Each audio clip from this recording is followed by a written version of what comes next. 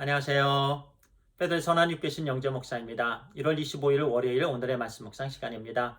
오늘 우리에게 주신 말씀은 마태복음 11장입니다. 2절과 3절을 읽고 말씀을 나누겠습니다. 요한이 옥에서 그리스도께서 하신 일을 듣고 제자들을 보내어 예수께 여짜오되 오실 그이가 당신이 오니까 우리가 다른 일을 기다려오리이까.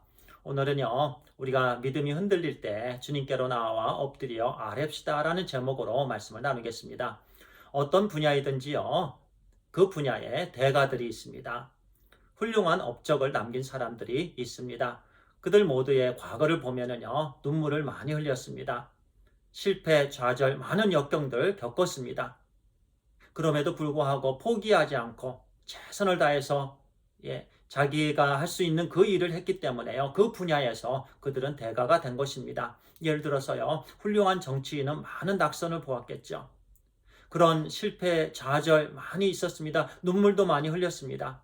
그러나 진실을 잃지 않고요. 끝까지 정치에 매달렸기 때문에 훌륭한 정치가가 될 수 있는 것이죠. 노벨상을 수상한 사람들, 과학자로서요. 많은 실패가 있었습니다. 어려움이 있었습니다. 포기하고 싶은 순간이 많았을 것입니다. 그러나 포기하지 않고요. 최선을 다해서 결국에는 노벨상을 수상하는 그런 영광을 얻게 되는 것이죠. 스포츠 분야 똑같습니다. 어떤 종목이든지요. 많은 어려움이 있었습니다. 그러나 포기하지 않고 끝까지 그 일을 최선을 다했기 때문에요. 올림픽에 나아갈 수 있었고 또 금메달을 딸 수 있는 거예요. 그런데 보세요. 영적인 부분도 마찬가지입니다.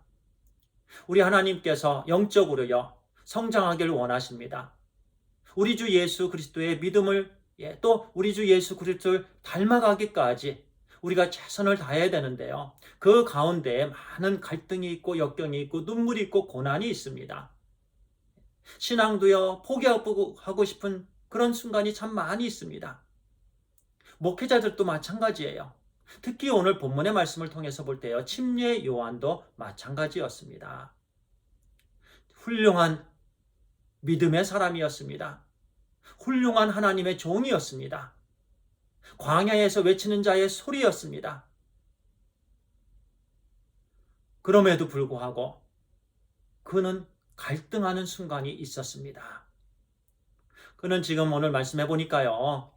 옥에 갇혀 있는데요. 옥에 갇히게 되기까지는 헤롯이 자기 동생의 아내를 취했습니다. 엄연한 범죄이지요. 침례 요한은요. 그 부분에 있어서 그냥 넘어가지 않았습니다. 그것은 죄다. 분명하게 말했습니다. 헤롯은 그 말을 듣기 싫었어요.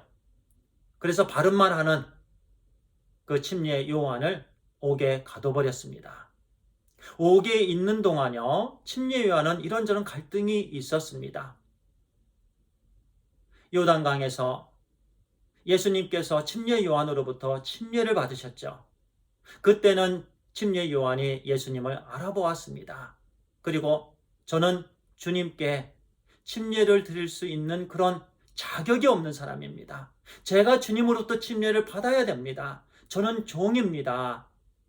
그러나 주님께서 나에게 침례를 베풀어라 이렇게 말씀하시고 또 주님께서 침례를 받으셨습니다. 그 순간에는 침례 요한이 주님을 알아보았는데요. 이제는 옥에 있으면서 그 주님께서 진짜 메시아인지 아니면 내가 다른 사람을 기다려야 되는지 갈등하고 있었습니다. 그 갈등에요. 우리 주님께서 이렇게 말씀하시죠. 바로 5절과 6절입니다.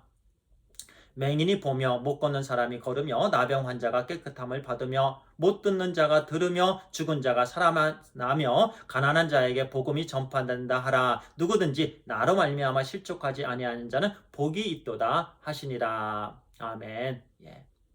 주님께서 다른 말을 안 하셨습니다. 주님께서 지금 메시아로서 하고 있는 일에 대해서 말씀해 주셨습니다. 나병 환자가 낫습니다. 안진뱅이가 일어납니다. 소경이 눈을 뜹니다. 가난한 자에게 복음이 선포됩니다. 죽은 자가 살아납니다. 오직 메시아께서 하시는 사역들이지요. 주님께서 내가 메시아다. 다른 일을 기다릴 필요 없다. 그렇게 해주시는 말씀입니다. 그런데 이 부분에서요, 제가 드리고 싶은 말씀은요, 침례 요한의 훌륭한 부분입니다. 누구든지요, 영적인 갈등이 있습니다. 영적인 어려움이 있고 사탄의 시험이 있습니다.